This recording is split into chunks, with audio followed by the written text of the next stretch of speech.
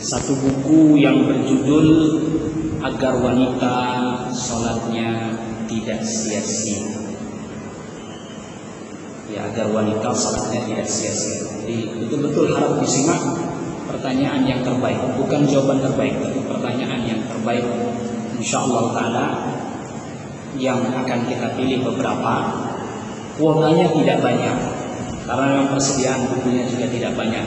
Ini bukan promosi, bukan, atau semisalnya tidak, tapi murni ini hadiah buat ibu-ibu sekalian. Baik, pembahasan kita kali ini, kita tadi telah sebutkan judulnya, sudahkah fitrah kita penuhi kebutuhan fitrah kita?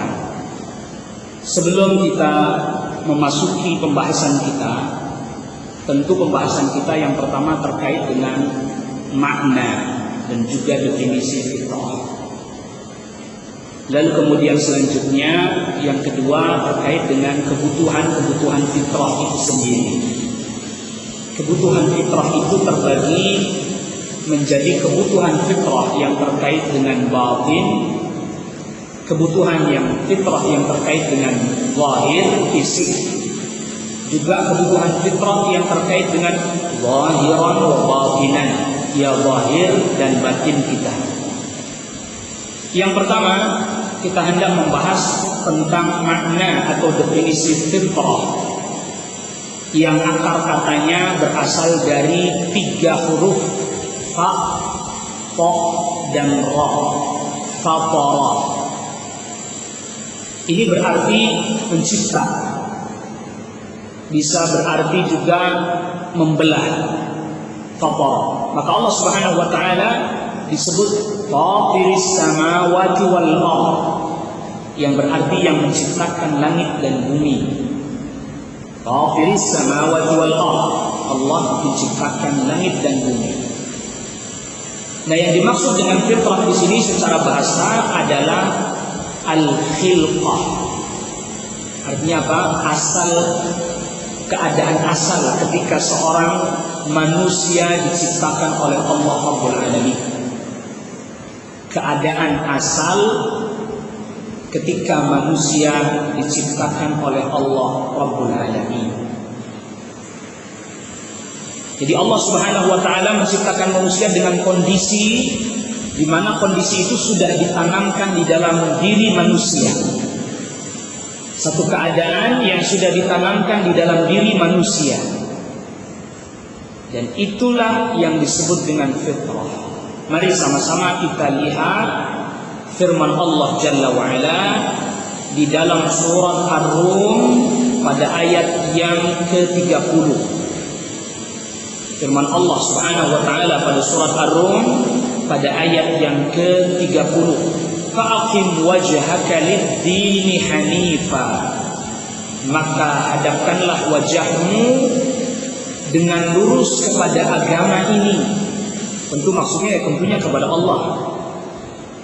Maka hadapkanlah wajahmu dengan lurus, dengan penuh berserah diri kepada agama ini, yaitu agamanya Allah. Fitratallah, tetaplah engkau di atas fitrahnya Allah, allati fataran nasa 'alaiha, yang telah Allah tanamkan, Allah ciptakan manusia berdasarkan fitrah tersebut. Jadi makna fitrah itu adalah menghadapkan wajah kepada agama Allah, tunduk kepada aturan-aturan Allah, berserah diri kepada Allah. Itu yang disebut dengan fitrah, yang telah Allah ciptakan manusia di atas fitrah tersebut, allati fataran nasa 'alaiha. La tabdila li khalqillah, tidak ada perubahan pada penciptaan Allah. Dia nggak berubah, semuanya begitu. Semua manusia diciptakan dalam kondisi seperti itu, dalam keadaan di atas fitrah. Semua manusia, bahkan tatkala kedua orang tuanya kufur sekalipun, tatkala kedua orang tuanya musyrik sekalipun, tetap manusia diciptakan oleh Allah dalam keadaan fitrah. Tidak ada perubahan pada penciptaan Allah. Dzalika dinul qayyim. Demikian itu adalah agama yang lurus. Walakinna aktsaran nasi la ya'lamun, tetapi kebanyakan manusia tidak mengetahui akan hal tersebut. Ini makna fitrah yang disebutkan dalam Al-Quran. Oleh karena itu kemudian para ulama, termasuk Al-Imam Ibnu Abdil Bar, menyebutkan, bahkan beliau menukil ijma' bahwa makna fitrah adalah al-Islam. Makna fitrah adalah Islam. Sudah ditanamkan di dalam diri manusia, tunduk kepada Allah, taat kepada Allah, beribadah kepada Allah, menjauhi kemaksiatan, meninggalkan kesyirikan. Itu fitrah yang tertanam di dalam diri manusia, yang tertanam di dalam penciptaan manusia. Allah sudah tanamkan itu, dan tidak ada perubahan. Tidak ada perubahan. Artinya tidak ada perubahan di sini, bahwa setiap manusia telah Allah tanamkan fitrahnya itu, Islam, tunduk kepada Allah Rabbul Alamin. Dan ini yang dimaknai oleh para ulama rahimahumullah jami'an. Oleh karena itu, berkata Al-Imam Al-Hafidz Ibnu Katsir pada kitab tafsirnya menjelaskan tentang surat Ar-Rum ayat yang ke-30 ini. Dimaksud dari ayat ini adalah tegakkan wajahmu dan teruslah berpegang pada apa yang disyariatkan oleh Allah kepadamu, yaitu berupa agama Nabi Ibrahim yang hanif, yang jauh dari kesyirikan, jauh dari kemaksiatan, yang merupakan pedoman hidup bagimu, yang Allah telah sempurnakan agama ini sampai dengan puncak kesempurnaan, sebagaimana firman Allah Jalla wa Ala, al-yawma akmaltu lakum dinakum wa atmamtu alaikum ni'mati wa raditu lakumul Islam dinan, dalam suratul Maidah ayat yang ketiga. Dengan itu, jadi siapa orang yang dia menegakkan wajahnya dan terus berpegang, artinya menghadapkan wajahnya kepada agama ini, tidak berpaling ke kanan dan ke kiri, berpegang terus pada apa yang Allah syariatkan, yaitu berupa ajaran Nabi Ibrahim yang hanif, yang kemudian dilanjutkan oleh Rasul SAW. Siapa orang yang terus dalam keadaan seperti itu, berarti ia berada pada fitrah yang salimah, yang selamat, yang lurus dan benar, sebagaimana tatkala Allah ciptakan manusia dalam keadaan seperti itu, yaitu Allah menciptakan makhluk, menciptakan manusia dalam keadaan mengenal Allah, bertauhid kepada Allah, dan mengakui bahwa tidak ada yang diibadahi dengan benar kecuali hanya Allah saja. Ini fitrah sudah ditanamkan, maka tidak akan pernah ada orang yang bisa menolak ini. Tidak akan ada. Yang ada dia hanya menutupinya saja. Dia tidak bisa menghilangkannya, tapi dia menutupinya. Kita akan berikan beberapa contoh. Tatkala Nabiullah Ibrahim alaihissalam menghancurkan berhala yang kecil-kecil, disisakan yang besar, lalu kemudian diletakkanlah tampak di leher berhala yang besar ini. Mereka pun kemudian bertanya kepada Nabi Ibrahim alaihissalam, siapa yang menghancurkan berhala-berhala yang kecil ini?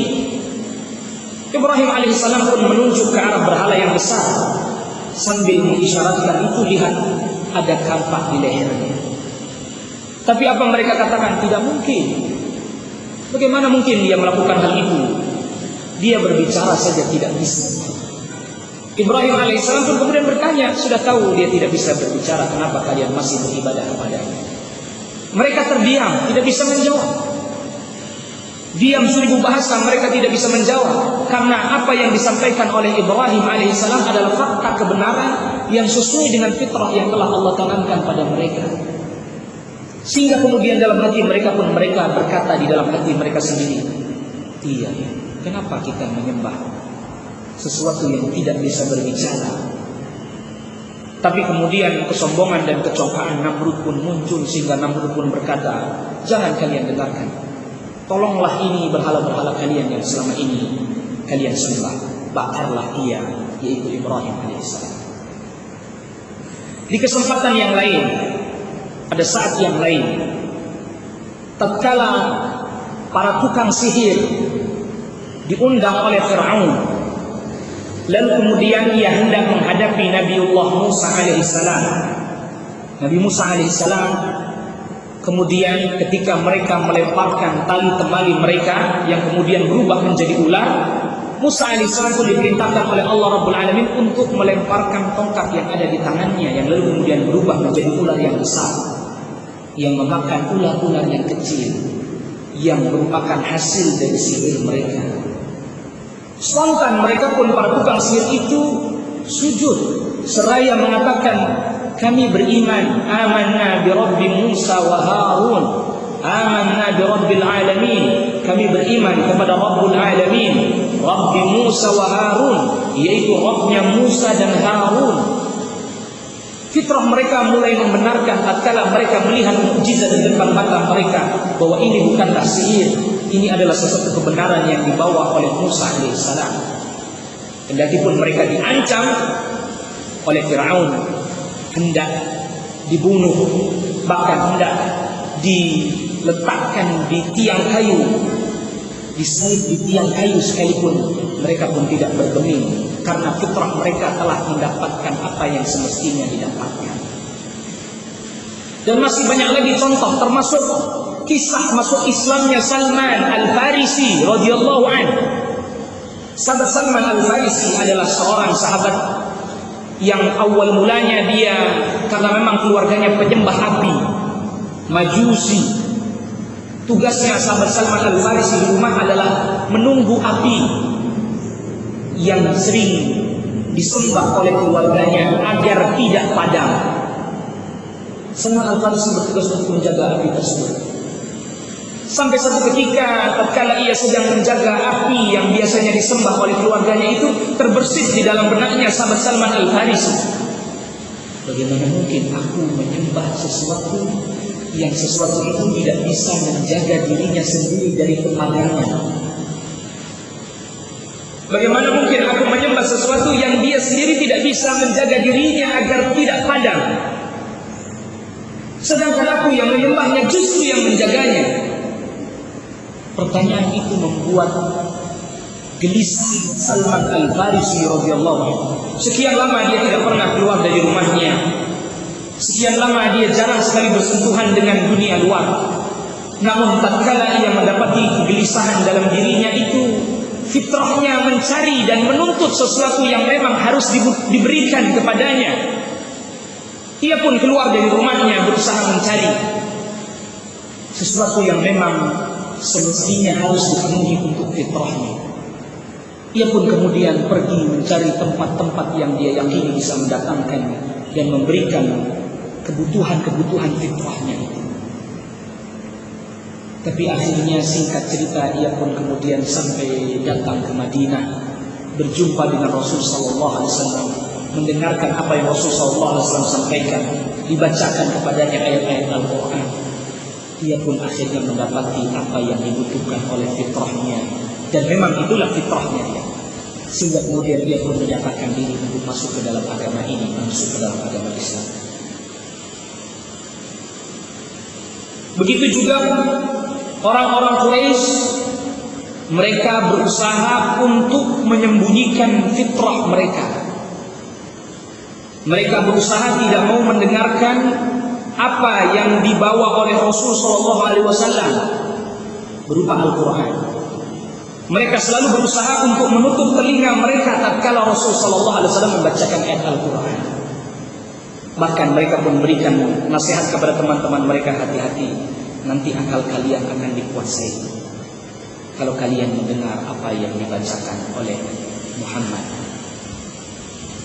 Sampai satu ketika Rasul sallallahu alaihi wasallam masuk ke dalam Masjidil Haram. Pada saat itu bulan Ramadan. Rasul sallallahu alaihi wasallam masuk ke Masjidil Haram dan ada orang-orang Quraisy yang sedang duduk-duduk. Lalu kemudian Rasul sallallahu alaihi wasallam membaca surat An-Najm. Wan najmi idza hawa ma dhalla sahibukum wa ma ghawa. Sampai akhir surat An-Najm. Firman Allah tabaraka ta'ala, fasjudu lillahi wa'budu. Sujudlah kalian hanya kepada Allah Beribadahlah kalian hanya kepada Allah. Rasulullah SAW pun sujud. Tiba-tiba orang-orang Quraisy yang mendengar, selama ini mereka berusaha untuk menutup telinga mereka dari mendengarkan Al-Quran. Selama ini mereka selalu berusaha tidak mau mendengarkan apa yang Rasulullah SAW bacakan. Tapi pada saat itu mau tidak mau, bacaan Al-Quran pun masuk ke dalam telinga mereka. Apa yang terjadi? Bacaan itu menyentuh batin mereka. Spontan mereka seperti tidak sadarkan diri, tiba-tiba kemudian mereka pun ikut bersujud bersama dengan Rasul sallallahu alaihi wasallam. Dan ketika mereka bangkit dari sujud, baru mereka tersadar, kenapa kita ikut sujud bersama dengan Muhammad. Sehingga kemudian tersiar kabar, tersiar informasi bahwa mereka sudah masuk Islam. Mereka pun kemudian berusaha menyembunyikan itu dengan menyebarkan berita palsu. Apa mereka bilang? Bukanlah kami sujud karena Muhammad menyebut-nyebut Allah, bukan. Tapi Muhammad menyebut-nyebut berhala kita. Kata mereka, Muhammad menyebut-nyebut tilkal ghawaniqul ula wa inna syafa'atahu laturtaja. Itu berhala-berhala yang tinggi, yang syafaatnya kita selalu harap-harapkan dan nanti-nantikan. Itu yang dikatakan Muhammad. Maka kami pun ikut sujud. Mereka berusaha menutupi fitrah mereka. Hakikatnya mereka tak kuasa untuk membenarkan apa yang dibaca oleh Rasulullah SAW. Tapi terkadang kecongkaan, kesombonganlah justru yang mengalahkan hal tersebut. Coba kita dengarkan lagi persaksian langsung dari seorang sahabat yang sudah masuk Islam, Abu Raja Al-Ataridi, sebagaimana diriwayatkan Al-Imam Al-Bukhari di dalam sahihnya. Apa kata Abu Raja Al-Ataridi? Kunna na'budul hajar. Kami dahulu menyembah batu. Fa'idha wajadna hajaran huwa khairun minhu. Kalau kami dapati satu batu yang jauh lebih baik dari batu yang sebelumnya, alqaina, kami lempar batu yang lama. Wa akhadna al-akhar, kami ambil yang baru yang lebih bagus. Fa'in lam najid hajaran, tapi tatkala kami tidak mendapati batu, jama'na haswatan min turab, kami pun mengumpulkan segenggam tanah. Thumma ji'na bisyad, kami datangkan seekor kambing. Fahalabna alaihi, lalu kemudian kami pun perahkan susu untuk tanah tersebut agar tidak bertebaran tatkala dihembus angin. Thumma tufna bihi, baru kemudian kami tawaf. Ini bertentangan dengan fitrah, tidak sesuai dengan fitrah. Sehingga tatkala Nabi SAW datang membawa Islam, kami pun kemudian mengikuti.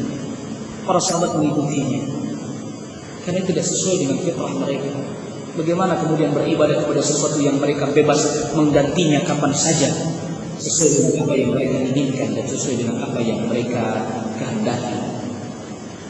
Al-Imam At-Tabari pun membawakan satu riwayat di dalam kitab tafsirnya.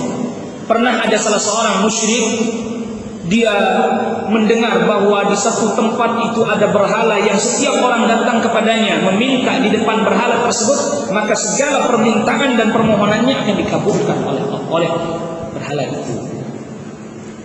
Kata orang itu, saya akan mendatangi berhala. Aku ingin tahu berhala itu. Akhirnya pun dia datangi berhala itu. Tapi apa yang terjadi?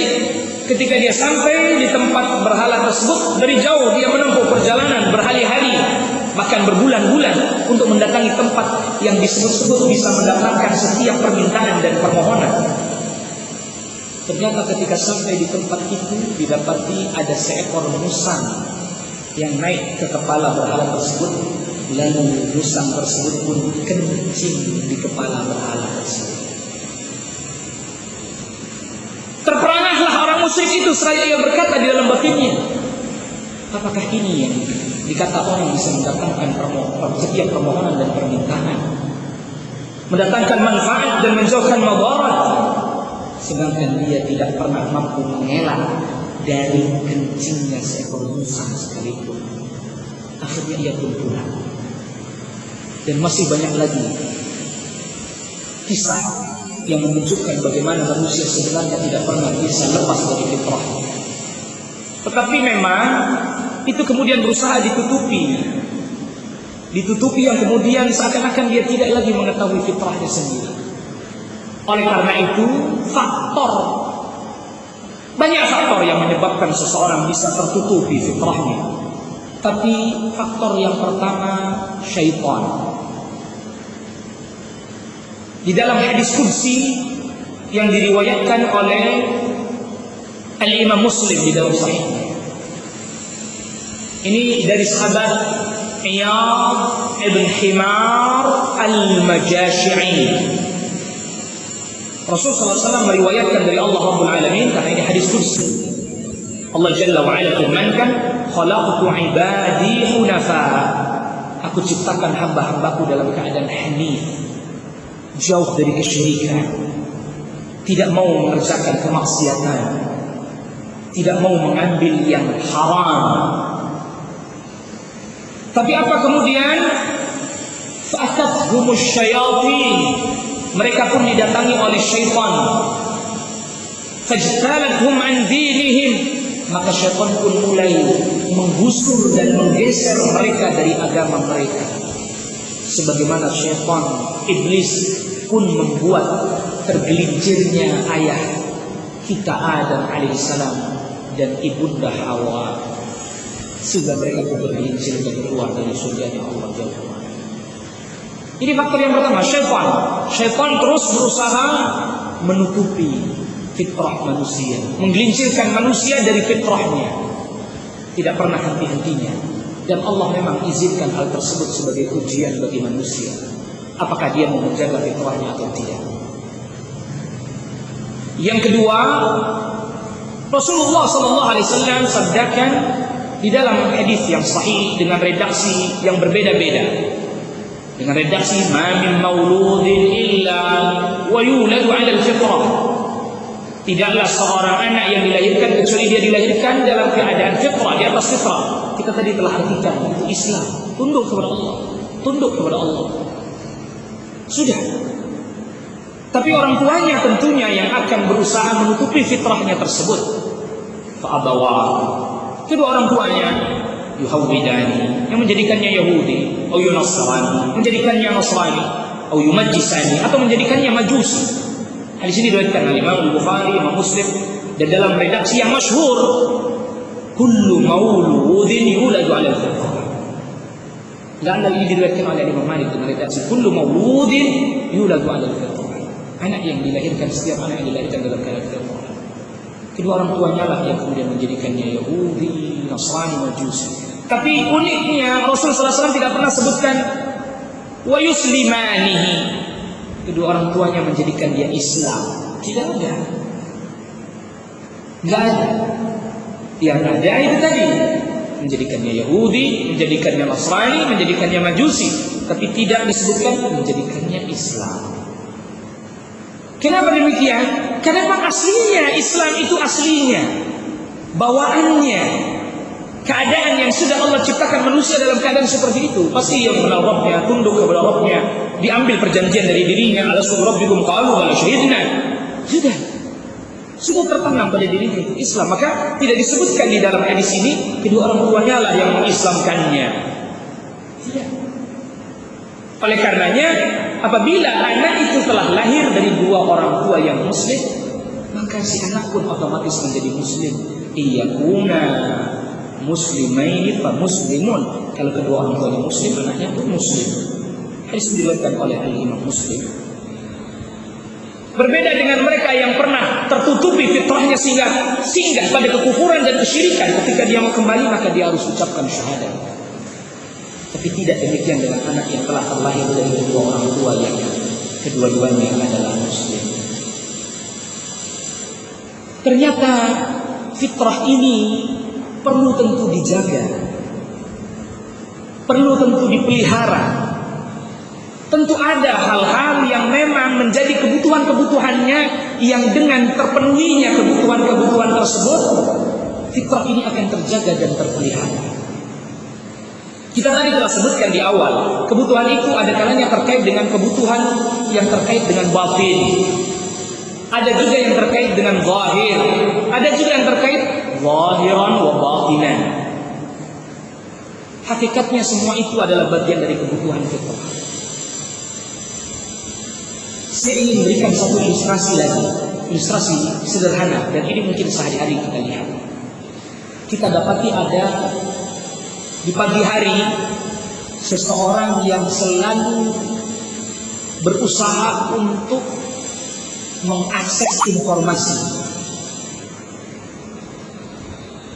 Pernah lihat ada seorang pagi hari, belumlah dia makan, belumlah dia minum, dia sudah datang ke tempat penjual koran. Belumlah dia makan, belum dia minum, tapi dia sudah lahap menghabiskan lembaran-lembaran koran. Tentu tidaklah dimakan. Tentu tidak dimakan. Tapi apa yang terjadi? Dia membaca koran. Kita dapat itu ada orang asyik di pagi hari dia membaca koran. Bahkan terkadang saking asyiknya itu lupa dia untuk makan dan minum. Lezat, begitu nikmat rasanya dia sedang membaca berita dan informasi terbaru dan terkini yang dia dapati. Atau di kesempatan lain orang berusaha untuk melihat berita melalui televisi misalnya. Beberapa siaran-siaran berita di televisi-televisi yang cukup ternama pun diaksesnya. Dia lihat pagi hari dia sangat tidak mau tertinggal berita terbaru dan terkini. Terus habis berita ini dia pindah. Terus seperti itu. Setiap hari aktivitas itu dia lakukan setiap hari, tidak pernah ketinggalan. Bahkan hari libur sekalipun, bahkan apalagi hari libur, hari kerja saja dia sempatkan. Atau kalaulah tetap tidak sempat, ia pun buka media-media yang bisa digunakan untuk mengakses informasi dengan menggunakan alat-alat komunikasi yang ada sekarang, internet dan seterusnya pun diakses. Perlu kita ketahui, ternyata kebutuhan manusia terhadap informasi begitu tinggi, sehingga diakui atau tidak, bisnis terbesar hari ini adalah bisnis informasi. Tidak bisa dipungkiri. Dalam satu hari berapa kali kita membutuhkan akses informasi berulang-ulang. Kalaulah misalnya hari ini ada orang berbisnis makanan, satu orang palinglah 3 kali dalam satu hari dia makan maksimal. Atau sebut saja berapa kali yang paling kuat makan misalnya, sebut saja berapa kali. Tapi untuk akses informasi orang bisa berulang-ulang. Bahkan bisa jadi sepanjang hari dia tidak pernah bisa lepas untuk mengakses hal itu. Pertanyaannya, orang yang dibaca hari ini beritanya, esok hari sudah tidak lagi menjadi berita yang menyenangkan untuk dibaca. Dia hanya tertumpuk menjadi sampah-sampah yang teronggok saja. Berita yang kemarin kita baca hari ini berulang pun nampaknya sudah tidak lagi menarik untuk kita akses kembali dan kita baca ataupun kita tonton. Apa yang ada di balik ini sebenarnya? Manusia sangat membutuhkan informasi. Kebutuhan informasi tentang siapa?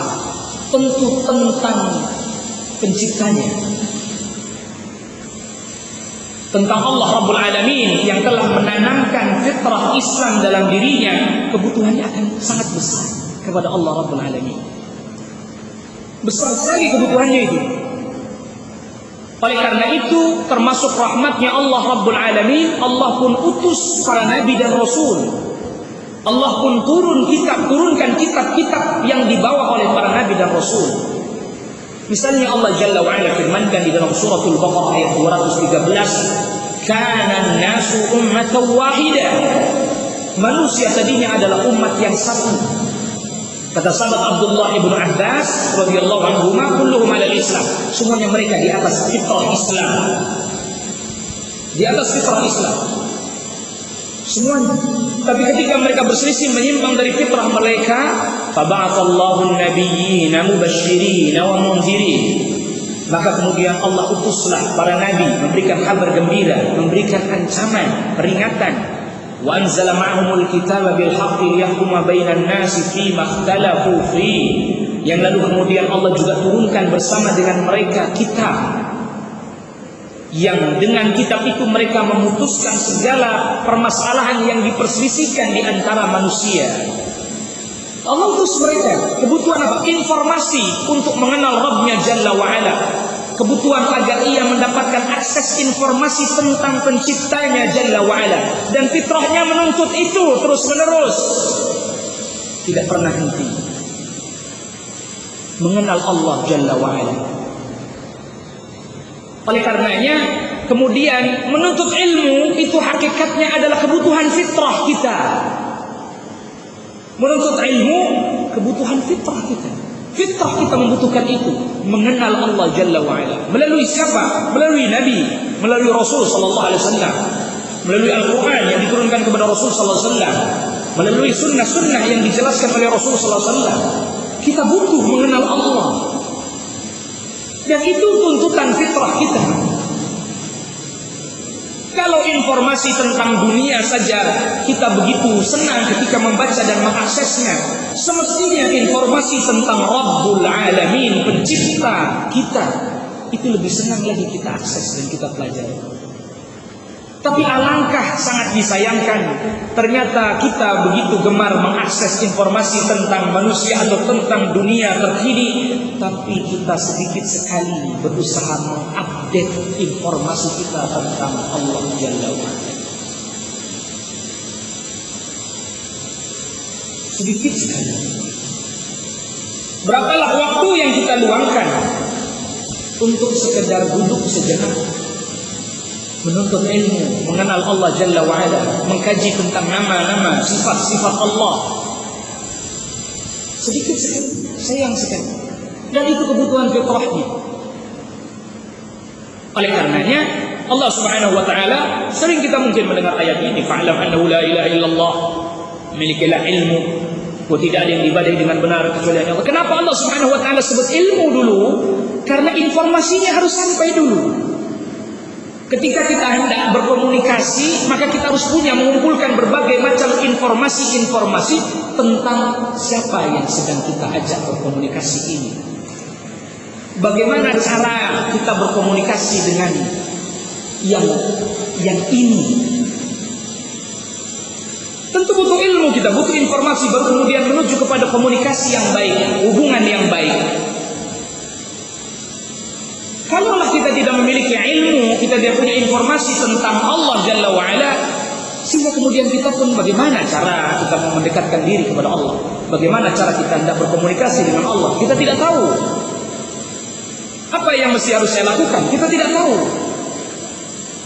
Maka kemudian tadi diutus para nabi dan rasul, diturunkan kitab agar memberitahukan, menginformasikan kepada kita siapa penciptamu. Karena kendati pun manusia telah ditanamkan fitrah itu, dia tidak bisa kan otomatis langsung mengenali Rabbnya Jalla wa'ala tanpa ada tuntunan dari penciptanya sendiri. Tanpa ada tuntunan dari penciptanya sendiri, dia tidak bisa. Berapa banyak manusia yang merasakan kebutuhan fitrahnya yang begitu besar akan mengenal Rabbnya Jalla wa'ala, tapi tidak terpenuhi karena dia tidak mau mengakses sumber informasinya. Dari mana sumber informasinya itu? Tentu dari kitabullah, dari sunnah Rasulullah SAW. Lalu kemudian selanjutnya setelah kita memiliki informasi itu, maka menuntut ilmu, kebutuhan dasar fitrah itu. Maka Allah Jalla wa'ala wajibkan kita menuntut ilmu, kebutuhan dasar fitrah. Kalau tidak terpenuhi, maka kebutuhan untuk berkomunikasi dengan Allah Jalla wa'ala pun tidak akan terpenuhi. Maka diperintahkan kita membaca Al-Quran, diperintahkan kita untuk mengkaji Al-Quran, diperintahkan kita untuk mempelajari sunnah Nabi SAW, mengamalkannya. Ini informasi yang kita perlukan dan sangat kita butuhkan untuk kemudian menuju kepada langkah selanjutnya, tahapan selanjutnya, menjalin hubungan dan komunikasi yang baik dengan Allah Rabbul Alamin. Sehingga Hari ini mungkin tadi orang sibuk sekali kalau tentang informasi dunia sangat dia butuh. Tapi ketika informasi tentang Allah Jalla wa'ala sedikit sekali dia mengaksesnya. Bagaimana dia bisa memperbaiki hubungannya dengan Allah Rabbul Alamin? Setelah kebutuhan kita untuk mendapatkan informasi ilmu, maka meningkat tentu kepada kebutuhan kita untuk menjalin hubungan dan komunikasi yang baik dengan Allah Jalla wa'ala. Bukan Allah yang butuh kita, catatan penting, bukan Allah yang butuh kita, bukan. Kita yang butuh itu, karena itu dalam rangka memenuhi fitrah kita. Bagaimana apabila misalnya di satu rumah ini terdiri dari ada suami, ada istri, ada anak-anak misalnya. Di dalam rumah ini komunikasi tidak terjalin dengan baik. Hubungan atau komunikasi antara si suami dengan istrinya tidak baik. Komunikasi antara orang tua dengan anak tidak baik. Apa yang terjadi? Masing-masing diam, tidak ada berusaha untuk membuka komunikasi. Diam semuanya, diam saja. Suaminya datang, istrinya, anaknya diam. Anak-anaknya sibuk sendiri masing-masing, semuanya diam sendiri. Esoknya juga begitu, pergi datang, pergi datang, pergi datang. Tidak ada komunikasi sedikit pun. Tentu orang akan menjawab, hidup apalah yang seperti ini? Tidak ada komunikasi sedikit pun. Tidak ada sekedar tegur sapa sedikit pun. Ya, hampa. Bahkan rumah itu bisa jadi semakin terasa ibarat seperti neraka baginya. Tidak ada komunikasi di dalam. Kebutuhan mendasar ini juga. Ya, kebutuhan mendasar. Nah, kalau kita dengan orang-orang di sekeliling kita, dengan orang-orang yang dekat dengan kita butuh sekali komunikasi. Lalu bagaimana dengan Allah Rabbul Alamin? Bagaimana dengan Allah Rabbul Alamin? Tentu akan semakin besar kebutuhan kita untuk menjalin komunikasi yang baik dengan Allah Rabbul Alamin. Kalau kita sudah tidak merasa nyaman tatkala kita tidak bisa berkomunikasi dengan orang-orang yang ada di sekitar kita sudah tidak merasa nyaman, bahkan kita merasa tersiksa dan seterusnya. Bagaimana dengan Allah Rabbul Alamin yang menciptakan kita, yang memberikan rezeki kepada kita, yang memberikan kehidupan kepada kita? Ini juga kebutuhan fitrah untuk terus berkomunikasi, menjaga hubungannya dengan Allah Rabbul Alamin. Bahkan orang bangun dari tidurnya, yang pertama kali dia lakukan tentu dia berusaha untuk bermunajat dan berkomunikasi kepada Rabbnya Jalla wa'ala. Salat. Tidak dulu bincang-bincang dengan anaknya, tidak dulu bincang-bincang dengan istrinya, tapi justru salat dia menghadap Allah Jalla wa'ala, menjalin hubungannya yang terbaik dengan Allah Jalla wa'ala. Itu bukti bagaimana seorang hamba tidak pernah menjalin hubungan dengan Allah Rabbul Alamin, tidak pernah berkomunikasi dengan Allah Rabbul Alamin, tidak pernah salat. Lihat apa yang terjadi pada dirinya. Mungkin orang melihatnya tidak ada perbedaan apa, biasa saja, sama baik. Tapi lihat batinnya. Lihat batinnya. Gundah yang tidak pernah hilang, kesedihan yang tidak pernah sirna, kekhawatiran yang tidak pernah juga pergi dari batinnya. Ini kebutuhan dasarnya. Makanya Rasulullah SAW, dan kalau dia pun melaksanakan salatnya tidak baik dan tidak benar, ini pun tidak memenuhi sepenuhnya. Rasulullah SAW sabdakan, "Mathalul ladzi la yutimmu ruku'ahu wa yanquru fi sujudihi kamathalil ja'i' yaqulu tamrata aw tamratain la yughni 'anhu syai'a."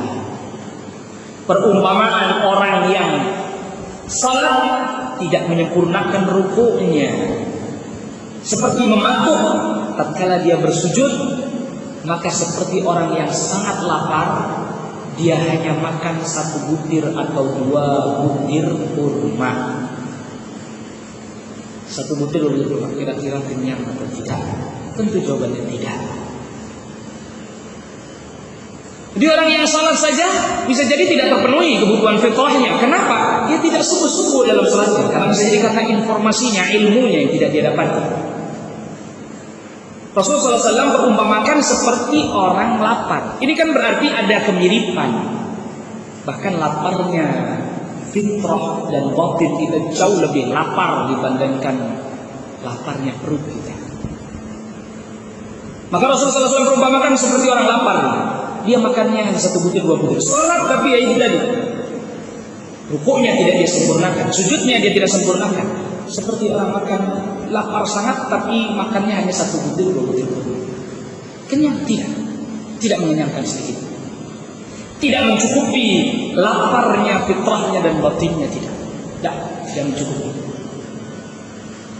Salat saja dia tidak penuhi, apalagi tidak salat. Ya, kebutuhan mendasar. Maka kemudian dengan menuntut ilmu semakin kita makin meningkatkan biar kenyang. Makanya salat dalam 1 hari 1 malam seminim-minimnya 5 kali, tidak boleh kurang 5 kali. Yang wajib, yang fardu kurang tambah dengan salat-salat sunnah, ibadah sunnah yang lainnya. Agar terpuaskan batinmu, agar terpuaskan fitrahmu. Pertanyaannya, apa kita ada di sini yang mampu makan 5 kali sehari? Kuat? Nggak kuat. 5 kali sehari, 1 piring penuh. Nggak kuat. 3 kali sehari itu sudah jarang. Banyak yang kita paling 2 kali. Males 3 kali, 2 kali.